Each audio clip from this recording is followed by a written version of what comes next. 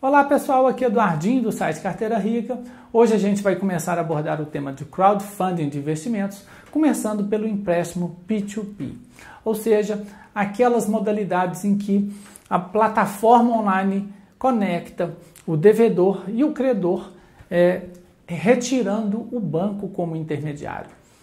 É um modelo de negócios sensacional, muito promissor, mas que envolve riscos, porque se por um lado você tem a possibilidade de ganhar como um banco, você passará a correr os riscos do negócio de ser um banco. Então, antes que a gente entre definitivamente no tema, eu só queria fazer aqui dois comentários. Um deles é que, como eu havia comentado, a partir de agora eu pretendo trazer convidados para o nosso canal. Então, se você tem uma história que acha que vai agregar aos nossos leitores, ao nosso público, comenta aqui abaixo ou coloca em um tópico lá no nosso espaço de discussões, atualmente o Capitool. O link vai ficar aqui abaixo também para você poder ir lá e deixar a sua história. E se a gente achar que vale a pena compartilhar com o nosso público, a gente, quem sabe, não possa gravar um vídeo juntos. Eu também vou aproveitar essa oportunidade para agradecer a participação do Porquinho no nosso vídeo da virada de ano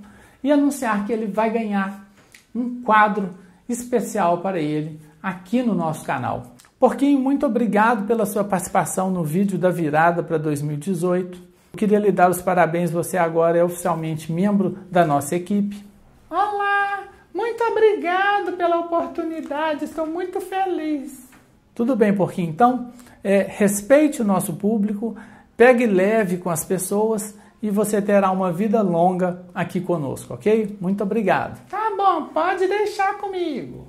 Então é isso, pessoal. Bora lá para o nosso tema de hoje. Pessoal, então bem-vindos ao mundo do crowdfunding de investimentos.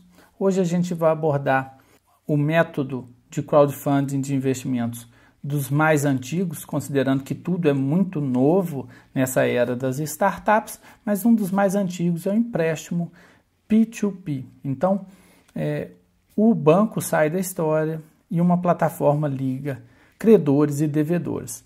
A gente vai abordar as outras oportunidades também em outros vídeos, a gente vai começar com esse agora.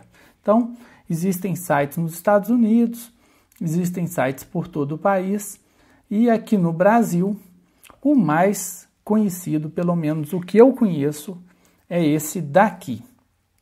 Bom, trata-se de um modelo de negócios muito interessante e que, especificamente esse aqui que eu estou abrindo nesse momento, ele passou por uma reformulação. Como a gente trata de oportunidades de investimento há bastante tempo, há vários anos, já tinham comentado comigo e na época que eu vi esse site, eles ofereciam ali uma espécie, se não me engano, de microcrédito. A operação era garantida pelo banco, então você tinha uma rentabilidade somente um pouco ali superior ao CDI. Parecia bastante com o que a gente consegue ali numa renda fixa mais turbinada. Então, naquele momento não me atraiu tanto. Mas agora eu fui dar uma olhada novamente nesse site e aí eu me cadastrei lá e vi que parece que o modelo de negócios desse site mudou. Como é agora, como parece ser agora, o modelo de negócios dessa plataforma.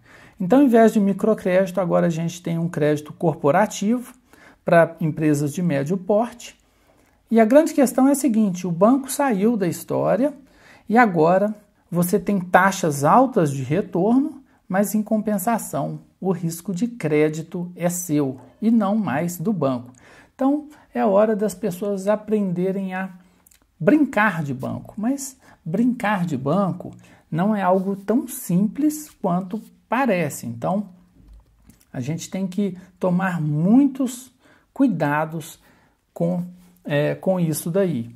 E qual que é o principal cuidado que a pessoa tem que tomar? Porque é o seguinte, agora o risco de crédito está nas suas mãos.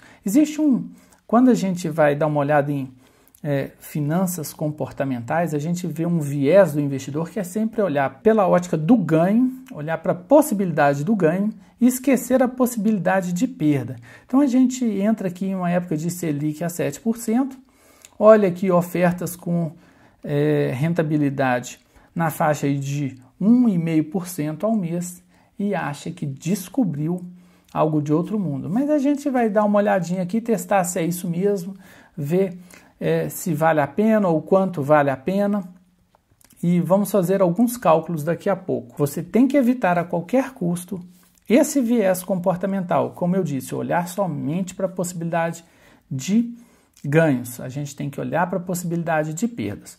Continuando a pesquisa na internet, então o mais importante, para falar a verdade, eu não encontrei nem no site e nem no Ajuda. O que eu precisava saber? Uma estatística sobre a inadimplência média que essa plataforma tem, porque ela empresta o dinheiro e eu preciso, para os meus cálculos, ter uma inadimplência média passada para eu saber quanto eu vou perder nessas operações, para eu saber se ainda assim o lucro vale a pena. Então, se você tem a versão completa à perda, esse negócio não é para você, porque você precisa de um negócio garantido. Bancos, se não trabalhassem com perdas, eles não teriam o que fazer. O banco, ele gerencia a perda, então ele tem uma estatística de perda. Eu abri aqui uma demonstração financeira de um banco, essa demonstração recente, e você vê aqui que tem um índice de inadimplência 90 dias entre 4% e 5%. É claro que nesse banco aqui não dá para comparar, porque aqui tem operações de crédito consignado, crédito imobiliário, pessoas físicas, pessoas jurídicas, empresas de pequeno, médio e grande porte. E aqui a gente está falando pelo jeito de empresas de médio porte, com capital de giro, empréstimo mais ou menos para o capital de giro, não é algo muito diferente daquilo ali. Eu não conheço as operações aqui a fundo, eu acabei de me cadastrar na plataforma. A gente vê que existe um índice de inadimplência e justamente por existir o índice de inadimplência que o banco cobra uma taxa maior para ele gerenciar esse risco. E se você tira o banco da história, quem vai gerenciar o risco agora é você. Bom, como eu disse, eu não achei na plataforma uma estatística passada de inadimplência.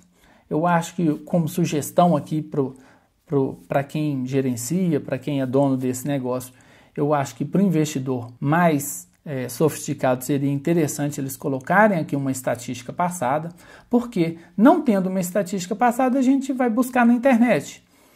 E o que eu achei na internet foi só uma reclamação aqui naquele site Reclame Aqui, em que a pessoa reclama que de 10 empresas investidas, 60%, 6 dessas 10 não estariam em dia. Bom, eu não tenho informação se isso aqui é verdadeiro ou não. A resposta da empresa não deu esclarecimento a respeito do índice de inadimplência. A resposta é muito vaga, somente fala que está entrando em contato. Mas, bom, é isso daí. A pessoa entrou no negócio sem considerar a possibilidade de perda.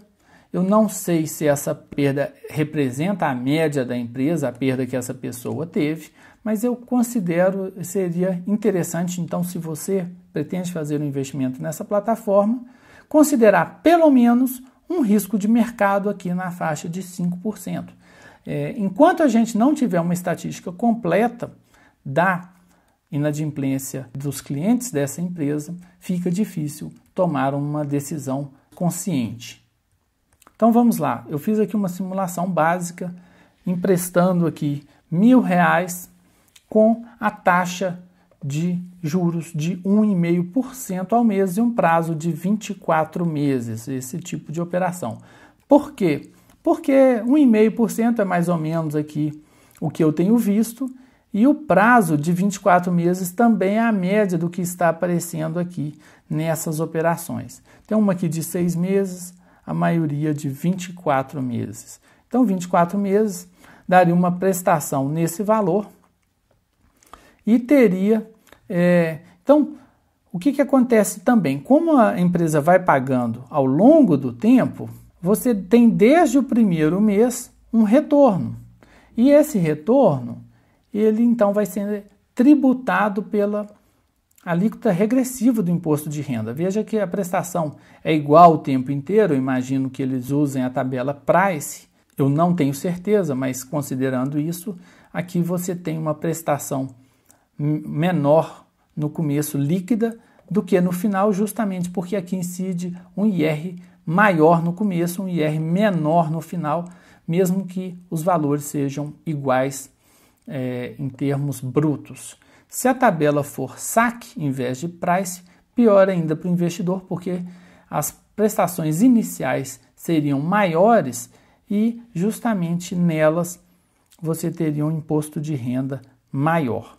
Aqui a gente tem as prestações e fazendo essa líquido do imposto de renda, a TIR nominal cairia de 1,5 para 1,22 ao mês, o que anualizado representa uma queda de 19,5% para 15,6%. Então, isso aqui é o bruto para o líquido, ok? Então, 15 líquido, 19,5 bruto. Até aí, mas isso, como eu disse, considerando 100% de adimplemento. O que eu fiz aqui é introduzir um inadimplemento, uma perda de 5% das operações. Perdendo 5% do capital investido, e aí eu fiz aqui uma perda. Que tipo de perda? Eu coloquei aqui, vamos supor que esses R$1.000 fossem distribuídos em 10 empresas desde o primeiro mês, se houvesse 10 operações em um mesmo mês e você, uma delas desde o começo, não pagasse. Na verdade, isso não costuma ocorrer. A empresa pega aquele dinheiro de boa fé e em um determinado momento não consegue mais pagar. Então, normalmente ela paga algumas parcelas e depois para porque não tem condições. Mas se a perda lá do banco é na faixa de 5%, pode ocorrer que, vamos supor, 2 empresas comecem a pagar e no meio do caminho essas 2 parem de pagar. Então, como a gente não sabe o que ocorrerá, porque cada empresa é uma empresa, eu coloquei uma perda aqui de 5%. Colocando essa perda de 5%, a TIR, a taxa interna de retorno, cai para 0,80 por mês, o próximo ali de 10% ao ano. Bom, o retorno da taxa Selic, ou o retorno do DI líquido, em 2 anos, anualizado, daria aí na faixa de 6,93% ao ano, já líquido. E por que líquido? Porque o DI para 2 anos, você não deve, para o futuro, projetar a taxa de hoje de 7%. Se a taxa hoje é 7%, você tem que olhar 2 anos depois, a taxa está na faixa de 8,11%. Isso significa o quê? Que o mercado projeta uma elevação da Selic para os próximos anos, e isso aqui é taxa média, não é taxa alvo. A média nos próximos 2 anos seria de 8,11%. Isso significa que se você investir hoje no DI, um prazo de 2 anos, um DI pós-fixado, o esperado é que o retorno seja médio nesse período de 8,11. Então daria líquido 6,93 anualizado. No caso aqui desse investimento, você teria na faixa de 9,89, considerando uma perda de 5%. Se você altera essa perda para 10%, então a sua TIR cai para 0,35 ao mês e 4,22 ao ano. Então aí você perderia para a Selic, para o DI. O que eu quero dizer com isso? Em primeiro lugar, você não deve investir nisso se você não tolera uma perda, se você só trabalhar com perda zero. Então, o ganho nominal é maior justamente porque existe uma perda. Bom, existe possibilidade de um ganho maior do que o mercado? Sim, existe. Embora, como eu tenha dito, ainda falta eu considero que para mim, né, isso é pessoal de cada um, para mim, para investir com mais segurança, falta ainda apresentar um pouco de estatística passada no site, para eu ter mais consciência do que eu estou fazendo. Então, se você pretende investir, a decisão é pessoal, sua, você tem que levar em conta esses fatores que eu levantei aqui. Você não deve olhar somente aqui a possibilidade de ganho, mas também a possibilidade de perda, fazer um equilíbrio entre as duas coisas e tomar a sua decisão. O modelo de negócios é interessante. Comentários que eu vi na internet, parece que as empresas de crowdfunding, de empréstimo P2P, elas têm uma facilidade muito grande de levantar potenciais investidores, mas uma dificuldade grande de levantar potenciais tomadores do crédito. Então, muita gente fala, olha, esse tipo de plataforma vai liquidar os bancos no futuro. Pode ser, mas pela quantidade, sendo essa, eu considero, deve ser a maior empresa no momento de crowdfunding de empréstimos no Brasil. E ela está fazendo aqui, em 2018, ela fez, por exemplo, 3 operações, ou 4 por enquanto, 3 ou 4 operações, deixa eu ver, 5 que terminaram aqui no início de 2018, ok? Nesse ritmo, por enquanto, não ameaça ainda os bancos.